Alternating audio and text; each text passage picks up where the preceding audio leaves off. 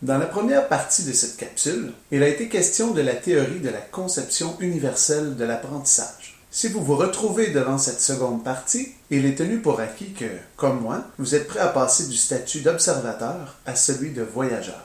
Pour commencer, entendons-nous sur certaines balises du périple. Cette capsule ne se veut pas un guide exhaustif sur l'implantation de la CUA, puisque l'adaptation de nos pratiques peut difficilement se faire en un jour. Toutefois, sur la base d'une bonne connaissance de nos élèves, il nous est possible de faire un premier pas en apportant quelques changements à nos planifications qui leur seront profitables. Pour ceux qui sont d'habiles découvreurs ou de vieux bourlingueurs, vous reconnaîtrez ces chemins souvent empruntés et s'ils ne vous amènent pas à faire de grandes découvertes, restez à l'affût. Il est fort possible que ce tourisme dirigé vous permette d'aller chercher une meilleure compréhension de l'importance et de l'utilité de ces changements face à la diversité des apprenants.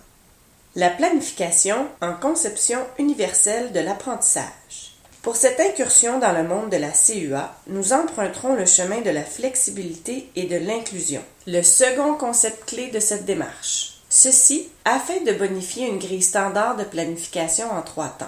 Il y a plusieurs flexibilités qui peuvent être incluses dans la grille de planification de base pour que l'élève s'investisse et que ses fonctions exécutives puissent se développer et être mises à profit.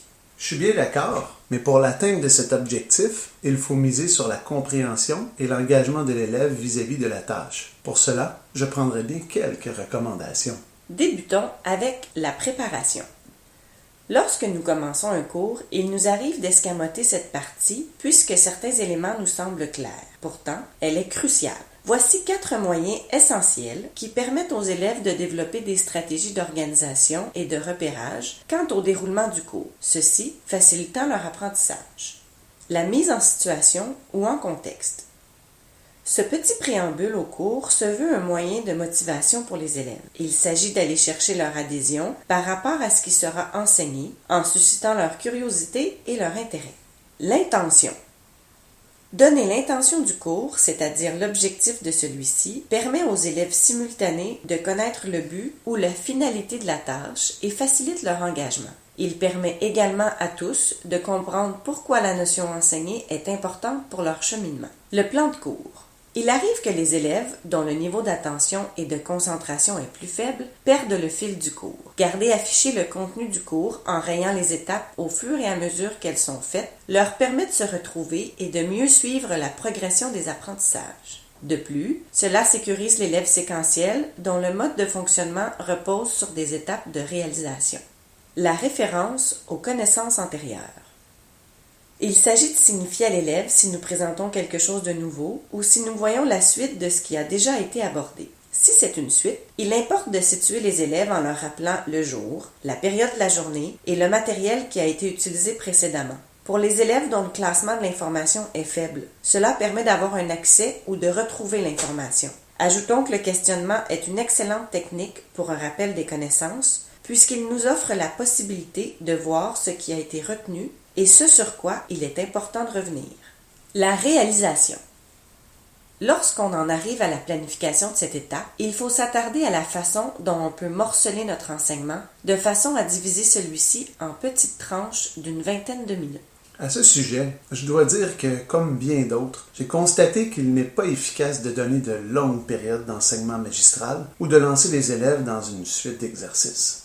Effectivement, cela tend à créer une surcharge cognitive ou des décrochages et de la perte de temps. On retiendra donc les principes suivants. Varier les techniques pédagogiques. Pour maintenir les élèves actifs et donc attentifs, il a été démontré que l'utilisation de différentes techniques était un moyen gagnant. Ainsi, si l'on prend pour exemple la méthode de l'enseignement explicite, on débutera avec un exposé magistral. Ensuite, on fera une démonstration à l'aide d'un modèle d'exercice semblable à ce qu'ils vont devoir faire par la suite. Puis, on guidera une expérimentation. Finalement, on leur demandera de suivre le modèle en accomplissant une tâche. Ces 4 blocs se déroulant sur une période allant d'1 heure à 1h30. Il est important de faire part de métacognition à nos élèves, c'est-à-dire de leur dire ce qui se passe dans notre tête alors qu'on fait l'exercice. Ainsi, ils sont plus en mesure de voir où sont leurs difficultés et quels sont les processus qu'ils utilisent dans l'apprentissage. Utiliser des supports visuels. Lorsque l'élève doit traiter un nombre important d'informations, il est préférable d'utiliser un mode de présentation qui touche plus d'un sens. Ainsi, si l'élève peut voir en même temps qu'il écoute ou manipuler en même temps qu'on démontre, son niveau de compréhension sera plus grand. L'expérimentation prend d'ailleurs tout son sens face au fait que l'on retient 90% de ce que l'on vit. Prévoir de l'enrichissement. Lorsque l'on planifie un enseignement sur un laps de temps de 3 heures, par exemple, il ne faut pas perdre de vue qu'une portion du groupe sera en mesure de compléter les tâches plus rapidement. Pour cette raison, il est primordial de prévoir une partie d'enrichissement.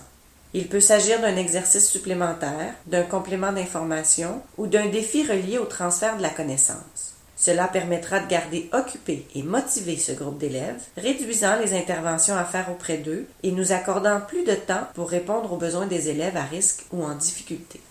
L'intégration. Prendre un temps pour faire la synthèse des informations reçues et du travail accompli est crucial pour l'élève. Cela lui permet de faire un bon classement dans son cerveau en se créant une représentation globale et de poser des questions relativement à des interrogations persistantes. De plus, cela favorise son sentiment d'efficacité puisqu'il prend un temps d'arrêt pour apprécier le chemin parcouru. Sur quel élément devrait se baser une bonne synthèse? En voici 2. Représentation globale des informations. Cette représentation peut se faire sur 2 niveaux. Dans le premier, il s'agira de mettre en lumière les interrelations entre les connaissances abordées dans cette période d'enseignement.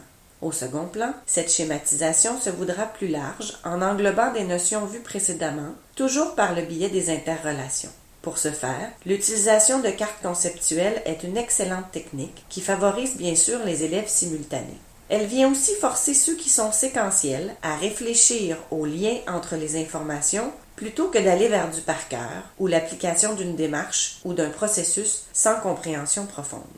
L'évaluation en aide à l'apprentissage. Pour être en mesure de reconnaître ses acquis et ses difficultés, il importe qu'on accorde à l'élève un temps pour faire le point. On pourra l'inviter à identifier les stratégies, les procédures et les démarches qu'il a utilisées. Cela permettra également à l'enseignant de faire une cueillette de données pour identifier ce qui sera à revoir ou à approfondir dans un autre cours. On a donc la possibilité de faire des ajustements en régulant tant la démarche d'apprentissage que la démarche d'enseignement. J'utilise plusieurs autres flexibilités comme la prise de notes commune ou les notes trouées, les consignes courtes, la mention du temps qui passe, etc. Dois-je maintenir ces pratiques? Absolument. Il existe évidemment de nombreux autres moyens de flexibilité qui facilitent la compréhension et l'engagement. Mais l'expérience nous dictant qu'il vaut mieux voyager léger lorsque l'on part à la découverte d'une nouvelle contrée, nous nous arrêterons ici afin de ne pas surcharger vos valises, comme votre cognitif. Et pour nos vieux loups de mer, vous serez stimulés d'apprendre que la CEA offre encore de nombreuses occasions de dépaysement.